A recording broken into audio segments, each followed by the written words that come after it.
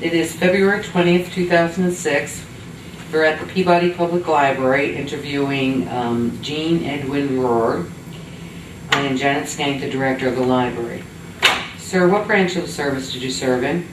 United States Marine Corps. And what war? Korean. And the rank that you attained? Staff Sergeant. And where did you serve? A general idea of where you served? I went through boot camp at Parris Island and telephone school at San Diego. I was at Camp Lejeune, Bainbridge, Maryland, and Korea, and Quantico, Virginia. Okay. Did you enlist during before the Korean War started? No. No. Did you volunteer or were you drafted? I volunteered. You volunteered. Why would you volunteer for something like, you knew Korea was going on, why would you do something like that? Just residual patriotism from World War II, I guess. Okay. How old were you during World War II? Well, when it started, I was about 11, I guess. Okay. So by the time it ended, you were a teenager? Yeah, I was in 46. 46. Yeah. So you volunteered. Did you even know there was such a thing? Had you heard about Korea before that? Not before the war started. Not before the war. I didn't know much about Korea. Okay. Were you married at that time? No. No. What did your family think about you going away?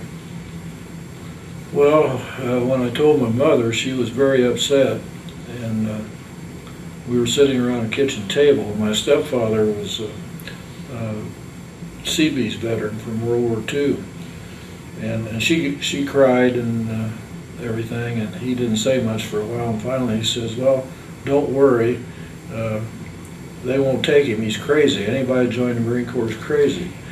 And that kind of settled her down a little bit, and they did take me. Did they? Where'd you actually enlist at? Peru. In Peru? Indiana. You were living in Peru at that time? Yes. And other a lot of people enlisting with you at that time? There was 5 of us that enlisted together. You all from Peru? Yes. All from that area? What'd you have to do to pass? I mean, evidently they accepted you. You weren't crazy enough. We just had to go to Indianapolis and have a physical and take a written test. Okay. And then from Indianapolis, where did you go? Parris Island. Is that where you had boot camp? Yes. What kind of things did you do there? Well, it was, I suppose, very similar to what it is today. You were indoctrinated, you know, and they teach you everything that you need to know to survive, and teach you discipline and that sort of thing. They don't give any kind of special training in boot camps then, do they? Well, you go to the rifle range and learn how to shoot a rifle if you don't know how, and learn how to march, and learn how to get some elementary training in hand-to-hand combat. But it's if you're going to be in the infantry, you get a lot more advanced training. And did you take a train down to Parris Island? How did you get there? We took a bus. You took a bus down to Parris Island. Mm-hmm. Must have been a long bus ride. Mm-hmm. The people you served with down there and your people that you reported to, do you remember them at all? Any of those people? I remember one of the drill instructor's name was Sheehan, Sergeant Sheehan. I don't remember his first name. I don't remember any of the others. Of course, 4 of the people I enlisted with were in boot camp with me. One of them had re-enlisted, so he didn't have to go to boot camp. Oh, okay. Did you have any free time in boot camp? Not very much. Did No. they keep you busy the whole time? Yes, pretty much. After boot camp, what happened? I went back home on leave, and then I went back to Parris Island for a month or so until the telephone school opened up in San Diego. And while I was in boot camp, I took a test for the NROTC scholarship. And I found out when I was in telephone school that I was accepted. So I went from telephone school to Bainbridge, Maryland for prep school. And when it was about over, I decided I didn't want to go to college, and I resigned, and that's when they sent me to Korea. You resigned from the school? From the school, yeah. What was the school about that you started? I mean, what kind of things did you do? NROTC scholarship was, they send you to college, and but you obligate yourself for about 10 years, I think, after you get out. And I knew I had the GI Bill, that I could get paid to go to college when I got out, and without obligating myself. And so I rationalized it wasn't a good deal. But they were sending you to college. It wasn't a military college, was it? It was a... No, you went to an ordinary college of your choice, pretty much, but you had to be an NROTC or in ROTC or NROTC while you were in college. And then when you came out, you were an officer in the Navy or the Marine Corps. You decided that wasn't the best way for you to do it. It wasn't one of my smartest decisions. So as soon as you decided you resigned from that, they sent you over to Korea? Yes. Where did you, when you first went to Korea, where did you land at? I assume you took a ship over? You took a ship Yeah, we took a ship, and that was a very unpleasant experience for most of it. I mean, it was, as I remember, they called it an old Liberty ship, and the weather was rough, and the guys got sick, a lot of them, and of course, when you go over the 180th meridian, you go through an initiation, and What's that like? well, it's they beat on you and different things, and then they give you a paper that says that you crossed the 180th meridian, and it's something I think everybody does that. And then I went straight to Korea, as I remember. I don't remember. We might have stopped at Japan, but I don't remember just where we went. What was your training at this point? Were you still telephone? Telephone man. Telephone man. What did a telephone man do? Well, of course, at that time, the things were a lot different than they are now. But we had to learn how to splice wires and work on the field telephones and how to crawl up telephone poles and that sort of thing. The outfit I was in Korea was the radar for a big Air Force base at Kunsan, which is K6, and it was primarily a radar outfit, but they had this place for a telephone person, so I was there. Is that where you stayed during your tour? Well, for a month or so, they sent me to the island of Jeju, which was right off the coast, I don't know, several hundred miles. We had like an outpost out there with a scope on it and a few men, and I was there for a month or so. And then the rest of the time I was at the K6, except for rest leaves and so forth. Except for rest leaves? R&R. R&R. Yeah. Okay. Well, what was duty like? I mean, were you on like 24 hours, or how did that work? Pretty much. I mean, I only had there was only one other telephone man there, and he was above me. But I didn't have a lot to do. They were kind of building the camp up, and I had to help some in installing wires and so forth.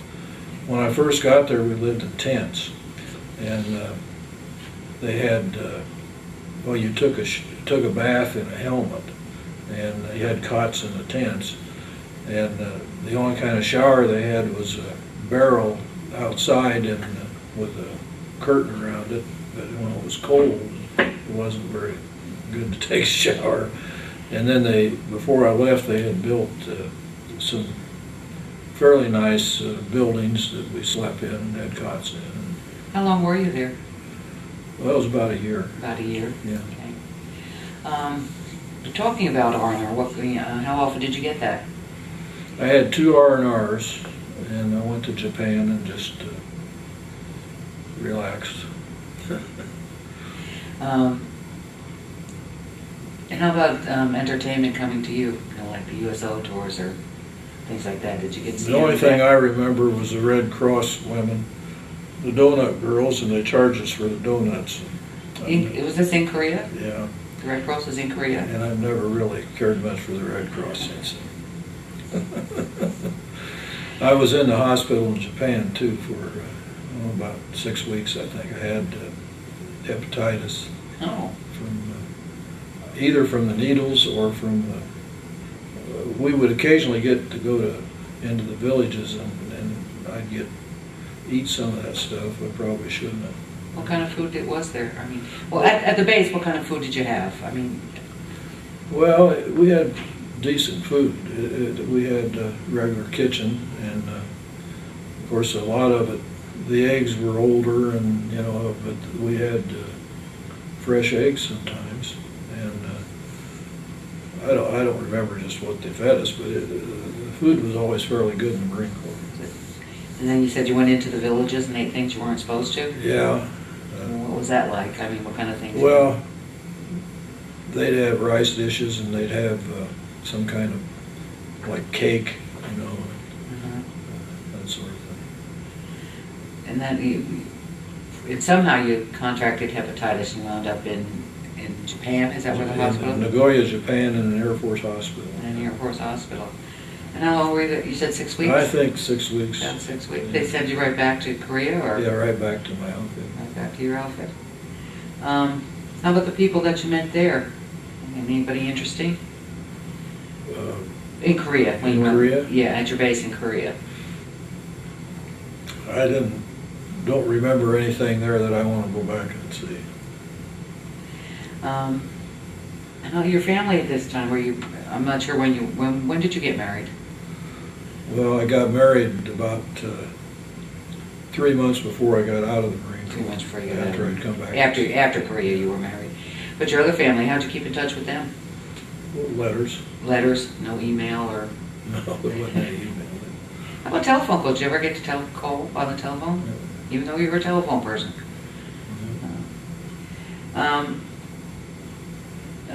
Did you have other relatives that were serving?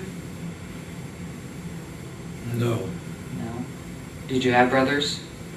I had a half brother that was in Vietnam. That was in Vietnam. He was a bit younger than you were. Yes. Okay. How about some important generals or higher-ups? Did you ever get to see any of them?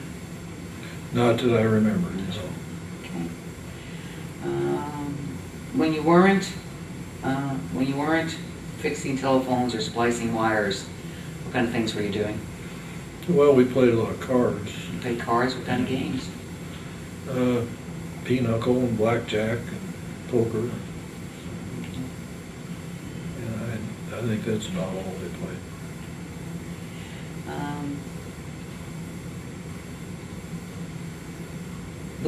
Was the war over before you were discharged? Yeah, I believe it was over in the summer of 1953. Summer of '53, and And I got out in September. Were you in Korea when the truce was declared? No. Now you were here, back in the States. How did they determine how long you were going to be over there? I think most people were there a year. It was a year enlistment for that. Well, you didn't have much to say about it, as I remember. You enlisted for so many years, and you went where they sent you. Okay. And when you left Korea, where did you go in the United States? To Quantico, Virginia, Quantico, Virginia? outside of Washington, D.C. And did you do the same kind of work? This was telephone. You were there for, if it was a summer, what, 3 or 4 months? I don't really remember when I got there.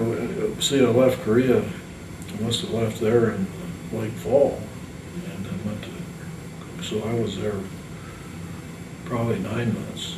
Probably 9 months, okay. And you said by that time when you went to Quantico, you were married? I didn't get married to July July. of 1953. Okay. What kind of, and you said you still worked with the telephones. Ever consider, well, when you left the service, did you take advantage of any of the benefits that were available to you? You mentioned the GI Bill. No, I had begun to work on the railroad before I went into the Marine Corps, so I had seniority to go back to, and Okay. so I went back to the railroad. Did you ever take advantage of any of the benefits? No. No? Okay. Was it pretty easy getting back to your job at the railroad? Did you have problems with that? Not really, no. Which railroad did you work for? The Wabash at that time. Wabash. Well, you're from Peru. How'd you wind up in Columbia City? I had a daughter that lived here, and I bought a lake place, and then eventually moved here because I liked it. Okay.